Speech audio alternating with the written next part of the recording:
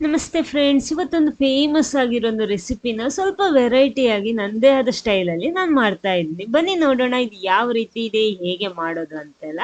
ಅದಕ್ಕೋಸ್ಕರ ಮೊದಲೊಂದು ಪ್ಯಾನ್ಗೆ 1 ಟೀ ಸ್ಪೂನ್ನಷ್ಟು ತುಪ್ಪ ಹಾಕ್ಕೊಳ್ಳಿ. ಆಮೇಲೆ ಅರ್ಧ ಕಪ್ ರವೆ ತಗೊಂಡಿರೋದು ನಾನಿಲ್ಲಿ. ಅರ್ಧ ಕಪ್ ರವೆನ ಹಾಕಬೇಕು. 250 ml ಕಪ್ಪಿನ ಅಳತೆಯಲ್ಲಿ ತಗೊಂಡಿರೋದು. ಮೊದಲು ಇದನ್ನು ಚೆನ್ನಾಗಿ ರೋಸ್ಟ್ ಮಾಡ್ಕೊಳ್ಳಿ. ಅಂದರೆ ಸ್ವಲ್ಪ ಕಲರ್ ಎಲ್ಲ ಚೇಂಜ್ ಆಗಿ ಬರಬೇಕು. ಆ ರೀತಿ ಮಾಡಿಕೊಂಡ್ರೆ ಸಾಕು. ಮೀಡಿಯಂ ಫ್ಲೇಮಲ್ಲಿ ಇಟ್ಕೊಂಡೆ ಫ್ರೈ ಮಾಡ್ಕೊಳ್ಳಿ, ರೋಸ್ಟ್ ಮಾಡ್ಕೊಳ್ಳಿ. ನೋಡಿ ಇವಾಗ ಇದು ಆಗಿದೆ, ಸಾಕು. ಸ್ಟವ್ ಆಫ್ ಮಾಡ್ಕೊಳ್ಳಿ. ಇದನ್ನು ಸೈಡಲ್ಲಿ ಇಟ್ಕೊಳ್ಳಿ. ನೆಕ್ಸ್ಟ್ ಇದನ್ನು ಏನು ಮಾಡಬೇಕಂದ್ರೆ ಒಂದು ಮಿಕ್ಸಿಂಗ್ ಬೌಲಿಗೆ ಹಾಕ್ಕೊಳ್ಳಿ. ಆಮೇಲೆ ಅದಕ್ಕೆ ನಾನು ನೋಡಿ ಹಾಲು ಹಾಕ್ತಾ ಇದ್ದೀನಿ. ಇವಾಗ ಮೊದಲು 1 ಕಪ್ ತಗೊಂಡಿದ್ದೀನಿ. ಮೊದಲು ಅರ್ಧ ಕಪ್ ಹಾಲು ಮಾತ್ರ ಹಾಕ್ಕೊಡ್ತಾ ಇದ್ದೀನಿ. ಹಾಕೊಂಡ್ಬಿಟ್ಟು ಒಂದ್ಸಲ ಇದನ್ನ ಮಿಕ್ಸ್ ಮಾಡಿಬಿಟ್ಟು ಹಾಗೆ ನೆನೆಸಿ ಇಟ್ಕೊಳ್ಳಿ, ಸೈಡಲ್ಲಿ ಇಟ್ಕೊಳ್ಳಿ. ಅಷ್ಟೊತ್ತಿಗೆ ನೋಡಿ ಅರ್ಧ ಕಪ್ ತುರಿದಿಟ್ಕೊಂಡಿರುವಂಥ ಬೆಲ್ಲಕ್ಕೆ 1/4 ಕಪ್ ನೀರು ಹಾಕೊಂಡ್ಬಿಟ್ಟು ಮೊದಲು ಇದನ್ನು ಸ್ವಲ್ಪ ಕರಗಿಸಿ ರೆಡಿ ಮಾಡಿಡ್ತೀನಿ. ನೋಡಿ ಇವಾಗ ಬೆಲ್ಲ ಎಲ್ಲ ಕರಗಿ ರೆಡಿ ಆಗಿದೆ. ಏನಾದರೂ ಕಸ ಇದ್ದರೆ ಸೋಸಿ ಪುನಃ ಇದಕ್ಕೆ ಹಾಕೊಂಡು ಸೆಟ್ ಮಾಡಿಟ್ಕೊಳ್ಳಿ. ಇವಾಗ ಸ್ಟವ್ ಆಫ್ ಮಾಡಿಕೊಂಡು ಸೈಡಲ್ಲಿ ಇಟ್ಕೊಳ್ಳಿ. ನೆಕ್ಸ್ಟ್ ನೋಡಿ ನಾನು ಈ ರವೆ ಇದೆಯಲ್ವ, ಅದು ಕರೆಕ್ಟ್ ನೆಂದೆಲ್ಲ ರೆಡಿ ಆಗಿದೆ ಅಲ್ವಾ. ನೋಡಿ ಈ ರೀತಿ ಇದೆ.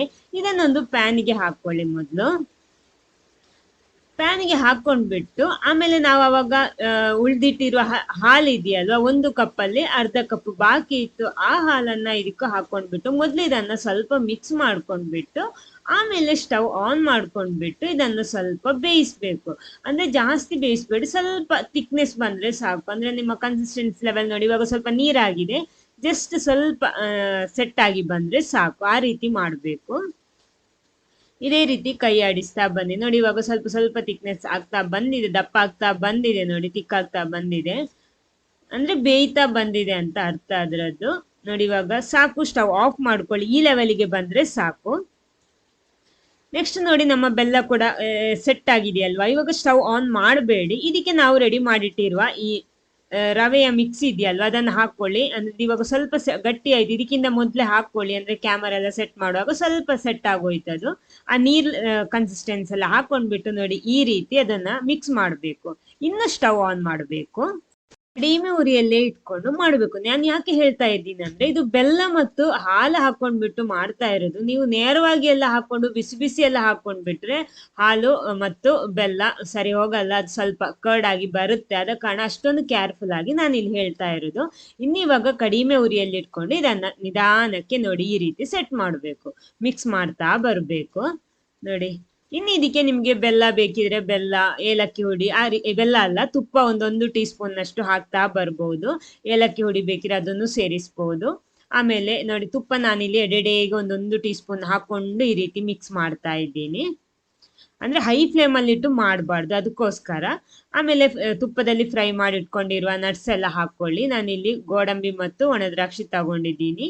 ಅದನ್ನ ಕೂಡ ಹಾಕೊಂಡು ಮಿಕ್ಸ್ ಮಾಡಿ ತುಪ್ಪ ಎಷ್ಟು ಬೇಕೋ ನೋಡ್ಕೊಂಡು ಸೆಟ್ ಮಾಡ್ಕೊಂಡು ಹಾಕ್ತಾ ಬಂದ್ರೆ ಆಯ್ತು. ನೋಡಿ ಪುನಃ 1 ಟೀ ಸ್ಪೂನ್ನಷ್ಟು ಹಾಕ್ತೀನಿ. ಅದೇ ರೀತಿ ಮಿಕ್ಸ್ ಮಾಡ್ತಾ ಬಂದ್ರೆ ಆಯ್ತು. ಒಮ್ಮೆಲೆ ಹಾಕೊಳ್ಳೋದು ಬೇಡ.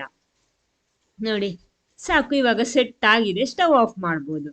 ಸಖತ್ತಾಗಿರೋ ಒಂದು ರವೆ ಹಲ್ವಾ ರೆಡಿ ಆಗಿದೆ. ಅಂದ್ರೆ ನೀವು ಕೇಳಿರ್ಬೋದು ಪಂಜಾಬಿಯಲ್ಲಿ ಫೇಮಸ್ ಆಗಿರುವಂತಹ ರವಾ ಮಖಂಡಿ ಹಲ್ವಾ ಅಂತ. ಅಂದ್ರೆ ಅದು ಸಕ್ಕರೆಯಲ್ಲಿ ಕ್ಯಾರಮಲೈಸ್ ಮಾಡಿ ಮಾಡ್ತಾರೆ. ನಾನು ಅದನ್ನೇ ಸ್ವಲ್ಪ ಚೇಂಜ್ ಮಾಡಿಬಿಟ್ಟು ಬೆಲ್ಲದಲ್ಲಿ ಮಾಡಿರೋದು, ಅದು ಹಾಲು ಹಾಕೊಂಡ್ಬಿಟ್ಟು. ಅವಾಗ ಸ್ವಲ್ಪ ಕೇರ್ಫುಲ್ ಆಗಿ ಮಾಡಬೇಕಾಗುತ್ತೆ. ಇದೇ ಮೆಥಡಲ್ಲಿ ನೀವು ಕೂಡ ಮಾಡಿದ್ರೆ ಸಖತ್ತಾಗಿರುವಂತಹ ಒಂದು ರವೆ ಹಲ್ವಾ ರೆಡಿ ಆಗುತ್ತೆ. ಇದು ನೋಡುವಾಗ ಕೇಸರಿ ಬಾತ್ ತರ ಇರ್ಬೋದು, ಆದ್ರೆ ಕೇಸರಿ ಬಾತ್ ಟೇಸ್ಟೇ ಅಲ್ಲ. ಸಖತ್ತಾಗಿರುತ್ತೆ, ಬಾಯಲ್ಲಿಟ್ರೆ ಕರಗೋಗುತ್ತೆ. ಖಂಡಿತ ನೀವು ಕೂಡ ಇದೇ ಮೆಥಡಲ್ಲಿ ಒಂದ್ಸಲ ಟ್ರೈ ಮಾಡಿ ನೋಡಿ, ಹೇಗಾಗಿದೆ ಅಂತ ಫೀಡ್ಬ್ಯಾಕ್ ತಿಳಿಸೋದಿಕ್ಕೂ ಮರಿಬೇಡಿ. ಫಸ್ಟ್ ಟೈಮ್ ಚಾನಲ್ ನೋಡೋದು ದಯವಿಟ್ಟು ಚಾನಲ್ ಸಬ್ಸ್ಕ್ರೈಬ್ ಮಾಡಿ ಸಪೋರ್ಟ್ ಮಾಡಿ. ಇನ್ನು ವೆರೈಟಿ ಟೇಸ್ಟ್ ರೆಸಿಪಿ ಜೊತೆನೆ ಬರ್ತೀನಿ. Okay, thank you.